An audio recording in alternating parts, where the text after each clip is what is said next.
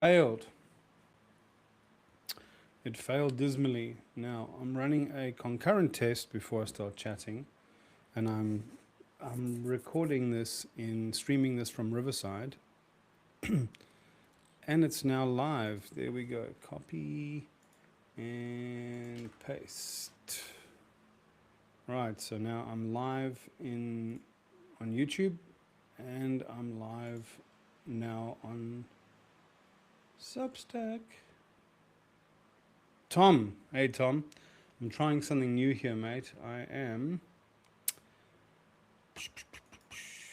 recording this from Riverside. It's a streaming service. Hello, Kay, and I'm streaming this to Substack Live and to YouTube.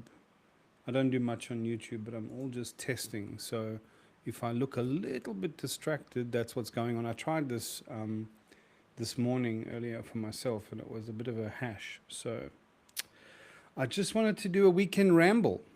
And I'm going to try and stay focused, even though I've got screens all over the place here. That's a little bit distracting.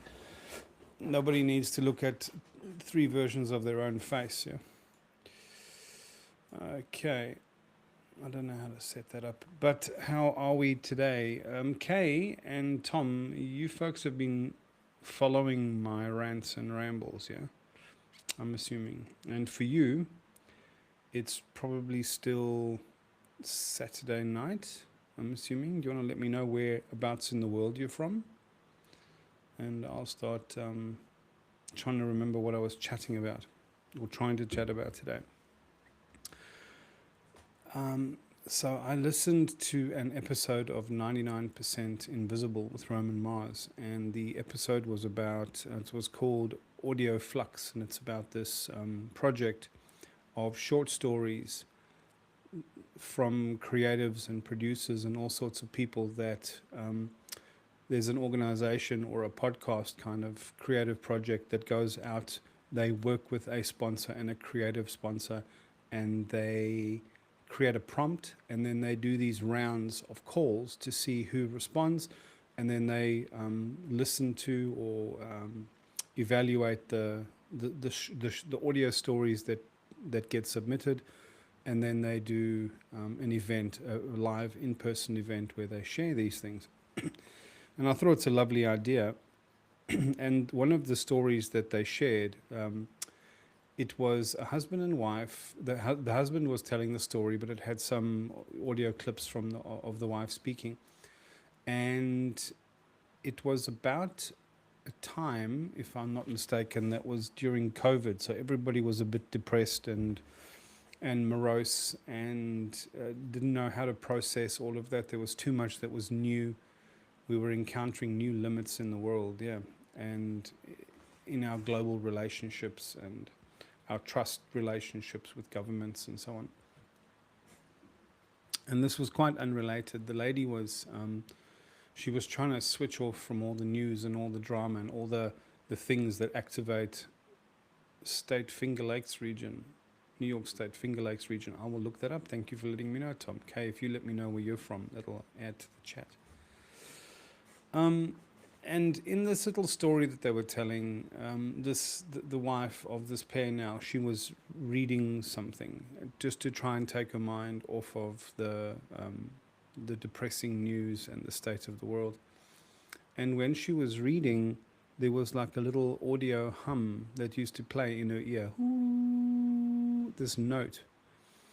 And she said she started paying attention to that note, and in her personal experience, what it was something or someone or some presence seemed to be with her that was enjoying the thought stream or appreciating the thought stream that she was connecting to. What a beautiful idea. What a beautiful idea. I often say that animism is normative, and we forget that we live in an ensouled universe, an ensouled world, an ensouled cosmos, and we are inevitably in relationship with consciousness and intelligence that is perhaps not human. Just to go out to nature and experience that and see how things work, how the seasons and the cycles all work, how tides and all these intricate mechanics work, there are intelligences and forms of consciousness which are non-human, which are sometimes immaterial, but not, which are non-material, sorry, but not immaterial.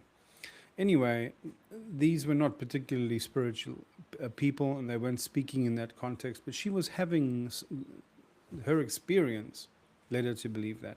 And so she paid attention to this note, and when she invoked even the sound of that note, she noticed that even listening to their young daughter practicing piano, that she was able to be more present, much more present, and she was able to experience every single note that her daughter played on the piano like a pebble dropping into her field of awareness, and she was able to experience and be present with that in a way that was much more profound, much more intimate, much more meaningful to her. And the husband, when he's busy recording this, he turns to her and says, "Oh, you never told me that." And her response is, "Yeah, I didn't. I was a bit embarrassed because of what the sound meant." And it turns out that she had a diagnosis sometime later, a medical diagnosis, and it turns out that she had tinnitus, right? And what tinnitus is it's these very fine little hairs in the inner ear, very, very fine hairs called cilla, and they kind of they rest in a base of liquid, right? And when our hearing is damaged through exposure to too much loud noise and loud sounds, the brain compensates for the void of what is no longer there. It's like a phantom limb sort of experience, and it will create those tones and notes. So she suddenly had an inflection point. She had a decision to suddenly take this subtle, invitational experience and context that she was experiencing, and wash all the depth and meaning away from it and attribute it just to the medical diagnosis of tinnitus. Or she could recognize it as a form of invitation into deeper presence and deeper awareness and intimacy with meaning. And so beautifully, what she chose to do was the latter. And I think I'm having internet problems again. It looks like it. My internet's freezing, which is very frustrating. Is it freezing for you lot? It seems to be. What a shame. And just, oh my gosh. Let's refresh that. Oh no, it seems to be back again. Oh, it's all good here. Okay, well, Substack, on the screen it's freezing, and I know yesterday I had some problems, and I see we've also lost Genevieve perhaps. It's okay. So if you're following what I'm rambling about here, here is this lady that wasn't of a particularly spiritual persuasion. She was looking for a healthy, wholesome respite, a sanctuary from the onslaught of social media and news, and especially the signal that is carried, or the signal that's carried on that medium, which is dark and bleak, you know. And then she started hearing this tone when she was reading thoughtful material, and she was feeling in that state of stillness and presence, right? And the way she interpreted it or intuited it was that there was some presence with her, friends, family, past loved ones. She didn't even begin to imply or suggest who it might have been, but in her experience, something or someone was enjoying the thought stream that she was engaged in, was appreciating it with her. So she had a sense of meaning and belonging and connection that she couldn't quite put a finger on. And then it turns out that this actually helped her become, she invoked that note, that sound, and she used to sing it and play it back to people and try and bring her husband and the family in on the experience, but they didn't quite know what she was talking about. But when she made that note, or when she heard that note, it actually created like this bubble of presence, of experience, wherein she could actually, the example she gave, she could listen to her daughter, their young daughter, practicing piano, and every single note that the daughter played landed like a pebble sort of in her field of awareness, and she was intimately in relationship with the now, right? And all of the things that she was present with therefore had more meaning for her. And sometime later, she found out, she got a medical diagnosis which said that she had tinnitus. And tinnitus is the way that the brain manufactures these notes or these audio tones in our ears because of the absence of stimulus that it can no longer receive, like a phantom limb that itches. Yeah.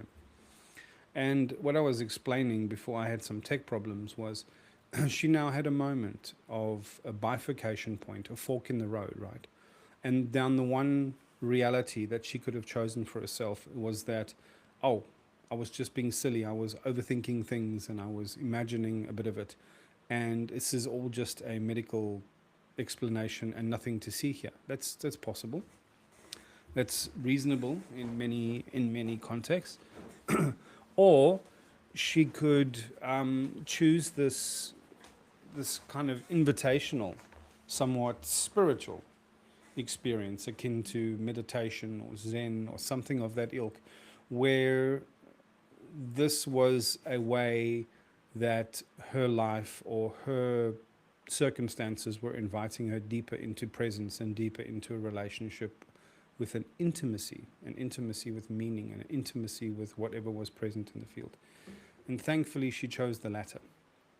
But she could just as easily have chosen the former. And I thought that was a beautiful little story, and I realized that there is so much happening for us. There's so many little invitations we get. You know, we're sitting lost in thought, driving along the highway, thinking about something, and the next thing we notice out of the corner of our eye, a truck coming by, right? And it's got a slogan painted. I remember having one of these moments where I was driving through and I saw a billboard and it says, "Change is what moves us forward." Change is what moves us forward. And it was exactly a response to the moment that I was mulling over in my head. And it turns out these little invitations are everywhere, everywhere. And we can either choose to just diminish them and in a reductionist purview, in a reductionist worldview, in a reductionist context. We can choose that limiting left brain, perfectly rational context, and we can say this means nothing, or we can give it the opportunity to mean something to us by letting our guard down and by being a little bit fanciful, perhaps, by making contact with a form of individual experience and reality, right, that deepens our life, that harms no one, right? We're not making truth claims about being able to read mystical signs on billboards. We're saying that our subconscious field is open to symbolic and meaningful interpretations of what can be everyday occurrences. That interests me, and that should interest all of us, because if we take a sliding doors moment and we look at that lady's life, I forget her name, and we follow a documentary of what her life would have been like if she had just accepted the reductionist interpretation, and then we follow her life if she chooses to accept this, let's call it a more spiritual invitation, and you wonder where more meaning is made. I know what my intuition is. My intuition is that the path of interpreting that as having meaning leads to more meaning. What do you think? What do you think? Now, the ancient Greeks used to have language for this. They said that there were two languages in which we can hold the conversation of life and with life. Right? And they lived very close to forms of symbolism, and they had animism was a normative worldview for them. They believed that places in nature were alive with presences and forms of intelligence and intentionality and consciousness that were non-human and sometimes non-material. But they saw this enlivened, ensouled interaction of all things, right? And they were in conversation with that. They were in conversation with that. And so the word that they had for the logic and the rational and the reductionist was logia, logos. Yeah? And the word that they had for the imaginal was mythos. Right? And the idea was that to be wise was to be double-minded, this ability that we can have to have the conversation with life in both languages at the same time. That means we don't find ourselves in a circumstance where we actually need clinical medical advice, right? And resort to prayer and faith. That's wading too deep into the water of mythos to a place where your feet can no longer touch the bottom or you can't reach the bank of reason, right? We don't never want to wade that deeply in there, except in moments, in ceremonial moments or in breakthrough moments. Those are absolutely necessary. And there's a saying, I forget who said it, probably someone like Joseph Campbell or Carl Jung, that the mystic swims in the same waters that the psychotic flounders and drowns in. The mystic swims in the same waters that the psychotic drowns in.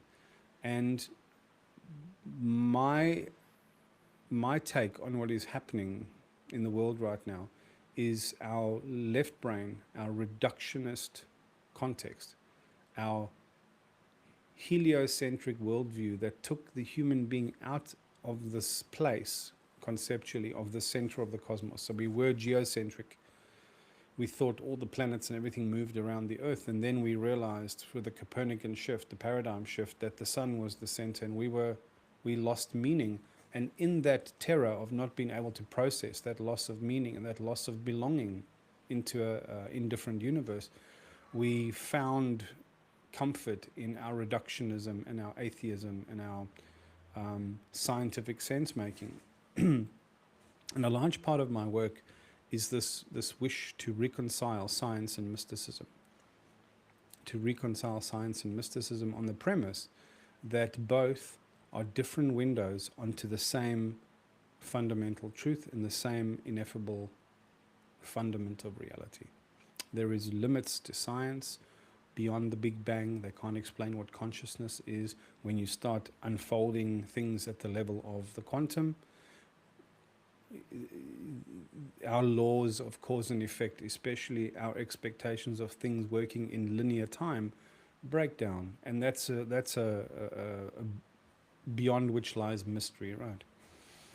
And there's a lot of things that, especially if you look at the way mysticism is handled in religion, in modern religions, and I'm speaking in the last few thousand years, it's not like science ever had to come with cap in hand and say, oh, sorry guys, we got it wrong, religion was right all along.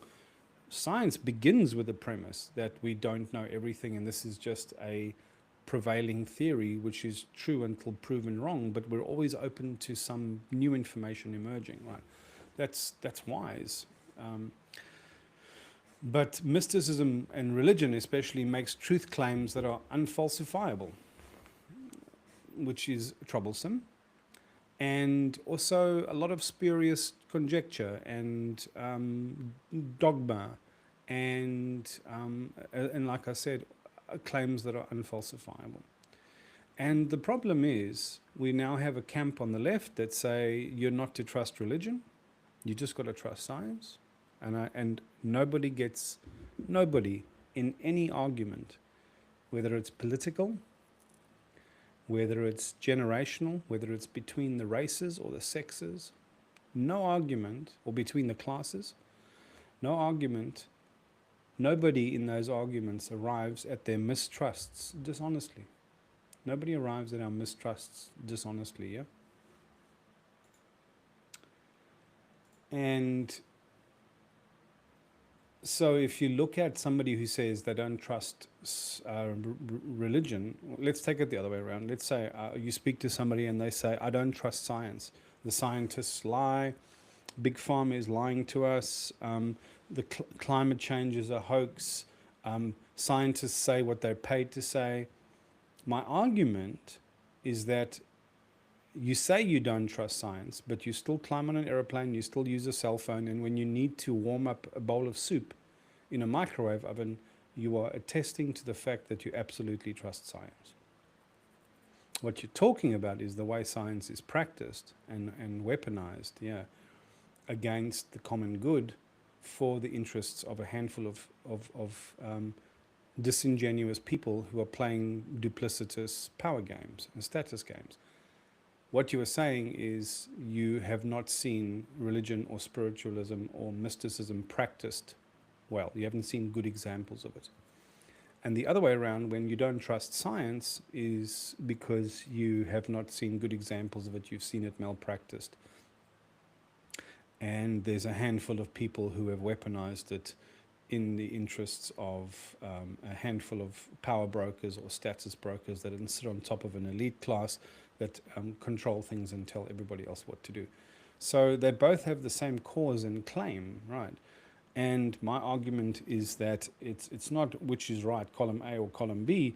It's that if there's any ignorance that both column A and column B, when washed clean of all their own nonsense and all their own rigidity, are looking at the same thing, always. Can only. How could they be looking at anything different, right? There can only be one ultimate reality here. But like that lady with the tinnitus, we now sometimes have to decide whether we go get a diagnosis for our quasi-spiritual condition of intuitions and signs and symbols and things, or not. And then if we do, we have to decide how much that means to us. So anything arbitrary could be happening. Even the state of the world out there, to me, is an indication of the way to understand the world at the moment, as far as I'm concerned, is not via more left brain analysis, not via more dissection, not via more reductionism and more diagnosis and more information. That is the left brain's response to not understanding something. It tries to reduce it, it tries to analyze it, it tries to synthesize it, it tries to get down to the right in the weeds, in the complexity. That must be where the answer is. And our sense of mythos does exactly the opposite.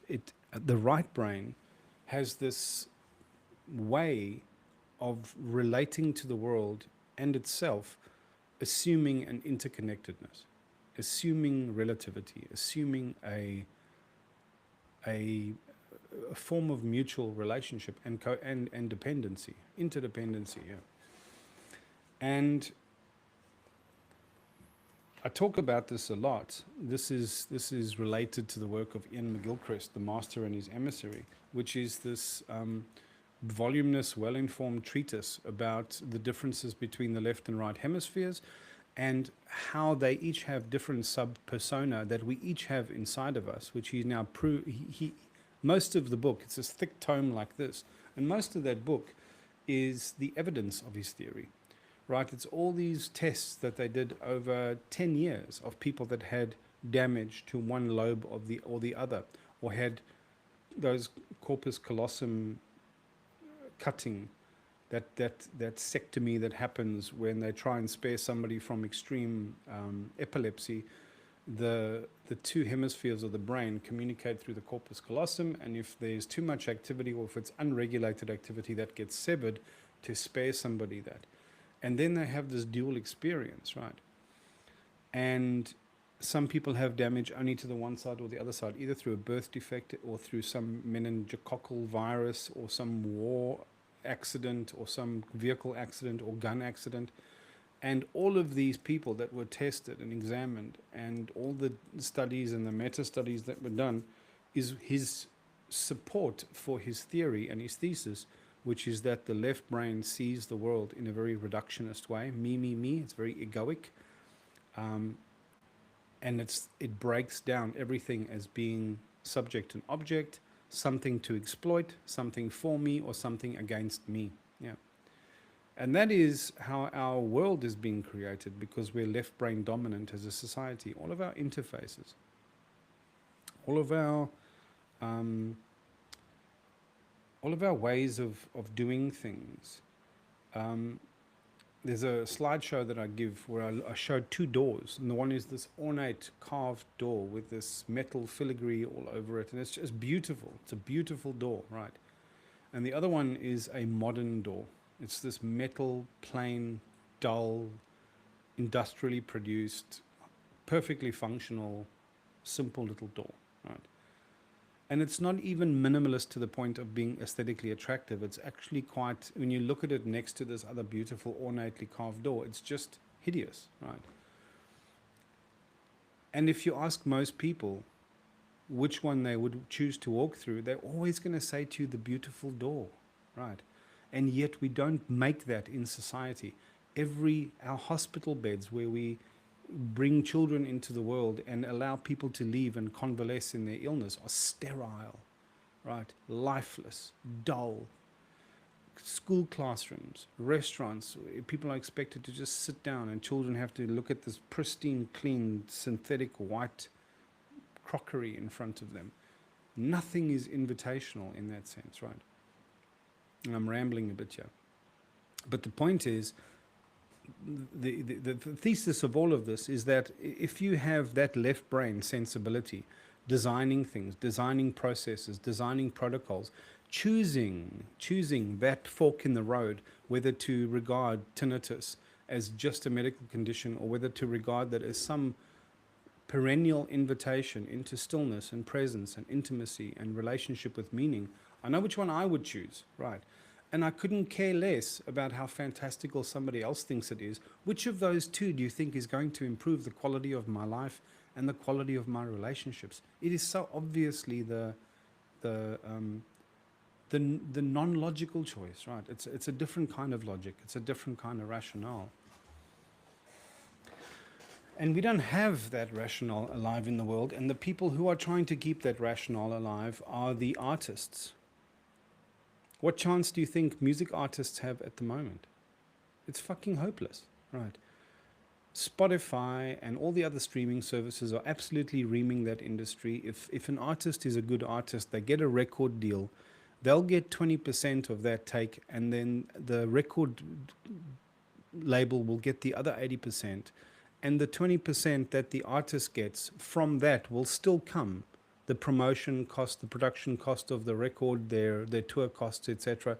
And so they actually go into debt, and the only way to claw their way out of that is to then produce more for the record label. They become milked like the aphids, rose aphids by the ants. You know, they're just farmed for what they can produce, right? And something on top that produces nothing of value and meaning and beauty itself is parasitically extracting vitality and beauty and energy out of that.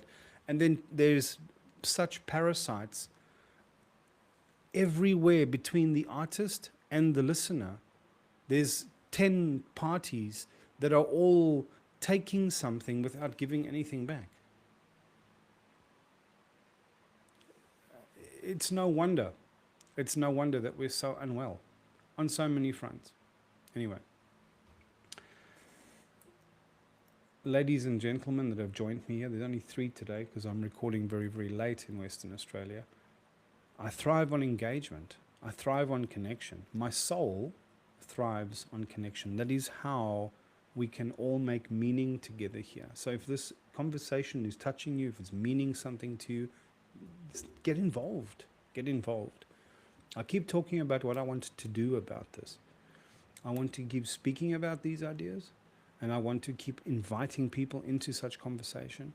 And I want to go and find people that have an innate sense of this and have some medicine or some technology for the moment, some insight that can really help us. And I want to help platform such voices. And I want to help them find their voice, archetypally speaking. And I want them to feel and be seen, feel seen, and be seen in the giving of their gifts, in their vulnerability, in their authenticity, in their responses to their recognition of this collective malaise that we all share. And I do not believe our answers are religious. I do not believe our answers are political. I do not believe our answers are any of the popular conspiracy theories or bypass theories, or we've done them and tried them to death now, and they haven't, to date, haven't yielded this this better way that we're all so desperately longing for. Do you too have any questions? And Ion of Zion, I'm assuming you're a guy. So when I say you gentlemen that are here, anything to say, anything to add? Otherwise, I'm going to wrap up and see you tomorrow. No, no love hearts, no engagement. You guys are killing me. Okay, well, thank you very much for joining me, and I'll be releasing this at some point today with a pretty Substack generated thumbnail, and we'll see how we go. Take care.